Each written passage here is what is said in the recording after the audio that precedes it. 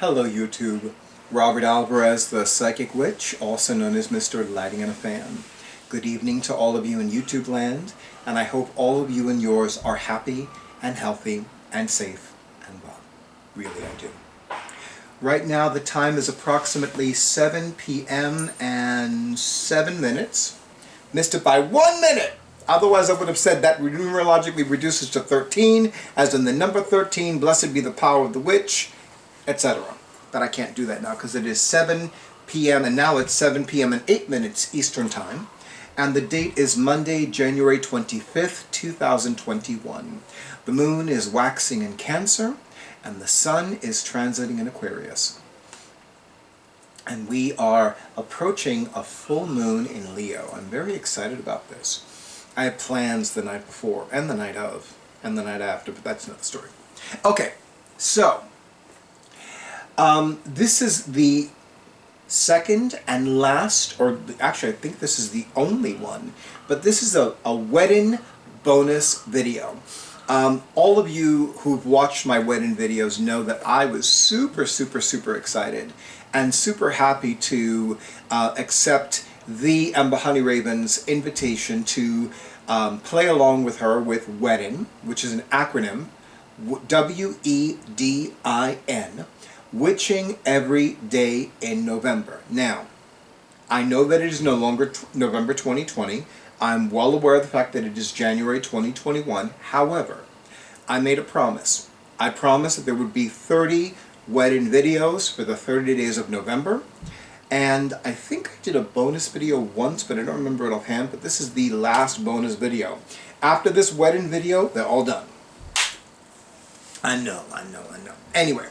So, when I first began leading prosperity classes, I used to have a section called Tips and Tricks. I know it sounds very naughty, but it was practical and it was juicy and informational and uplifting and whatnot. And then when I would prepare the holy handouts for the participants, I would also include a section called Tips and Tricks. So, I thought to myself, why not do a bonus WEDIN video of witchy tips and tricks? So here's WEDIN bonus video, Witchy Tips and Tricks. So first of all, let me take a sip of tea, and then I'll go to some of the witchy tips and tricks, because there really are a lot of them out there. But I would say, more than anything else, your intuition is your ultimate guide. Your intuition is always your ultimate guide with everything, with potential romantic relationships, with whether to turn left or right, whether to turn in a car, walking, what have you, whether or not to believe what this person is telling you, whether or not to trust this individual that you've known for either 2 minutes or 20 years. But ultimately, follow your intuition. Your intuition is going to guide you with everything. I think that it is also important to enhance your intuition, and whatever divinely guides you to strengthen your intuition, by all means do that as well. That's one of the best witchy tips and tricks I can give you. Also, remember that a witch is always a student. It doesn't matter if you are a new witch, a newbie witch. I cannot stand the expression baby witch. I would rather have people just take claws and scratch them on a chalkboard. I don't know what it is about the expression baby witch. I find it so irritating. And I don't know why. So I'm not going to call anybody a baby witch. I'll call them a novice witch or a newbie witch or a new witch. But regardless if you are a newbie witch, a novice witch, a seasoned witch like myself, or a weathered witch, I always, it's so funny because every time I think about weathered witch, I think about people that are so haggard. And the irony is that the people that I automatically think of that are weathered witches are gorgeous. Like, they're supremely gorgeous. They're incredibly attractive. They dress beautifully. They always look at their best. So, even though my immediate thought is, when I think about weathered witches, they look so haggard.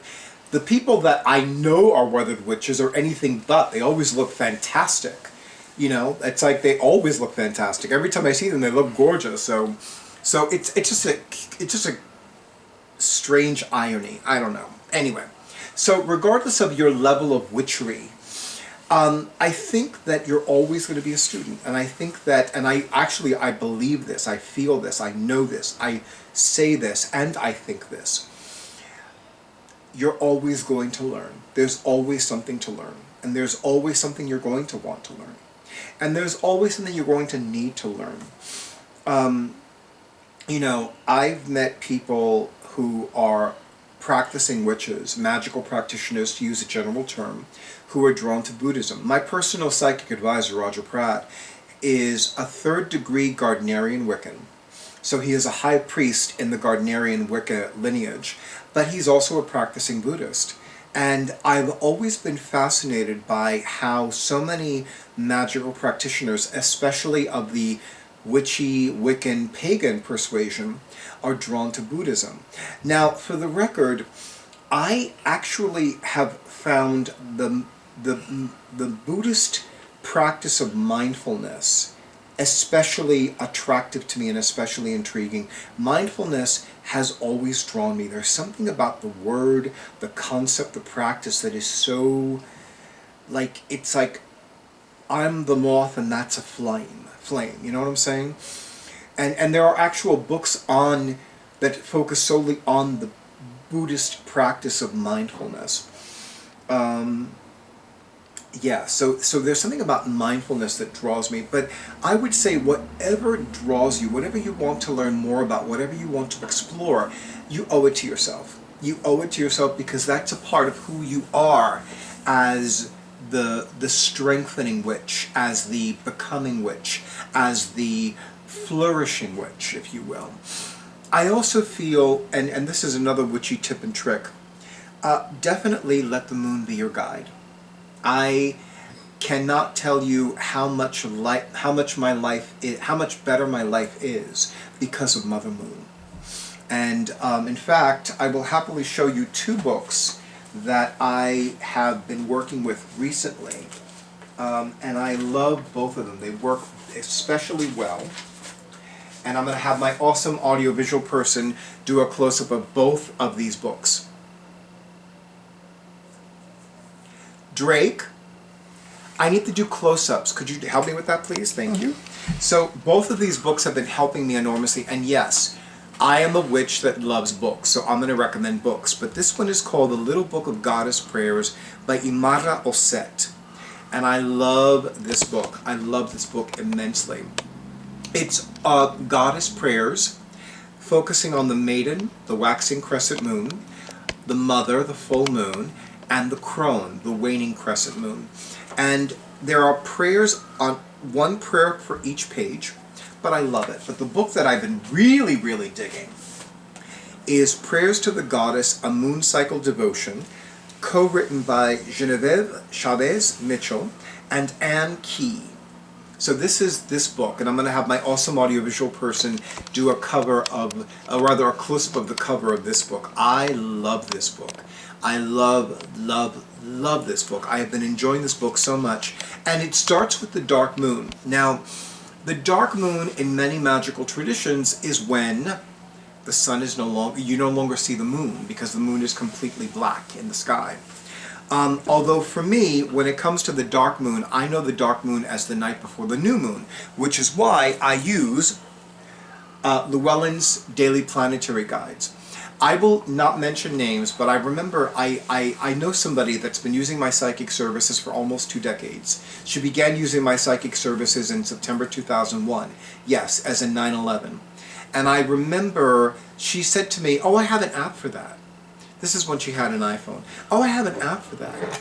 And yet, the irony is that, you know, she considers herself a witch, and she never knows when the new moons are, and she never knows when the full moons are. And I'm like, you know, that thing you have an app for, remember?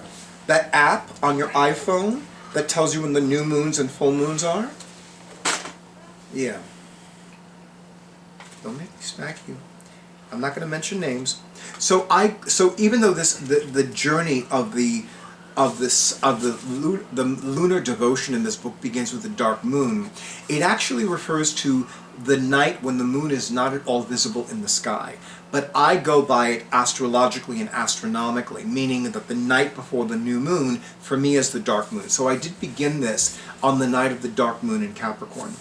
And I'm currently at late waxing gibbous moon, which makes perfect sense given that the full moon in Leo is this Thursday, January 28th, 2021. But I do recommend following the moon's guidance and working with Mother Moon with regards to your intentions, your manifestations, your workings, your healings. Generally speaking, new moons were ideal for discussing coven business, and full moons were ideal for either workings or healings. But sometimes you may need to change it up a little bit as your intuition guides you, or as Mother Moon guides you.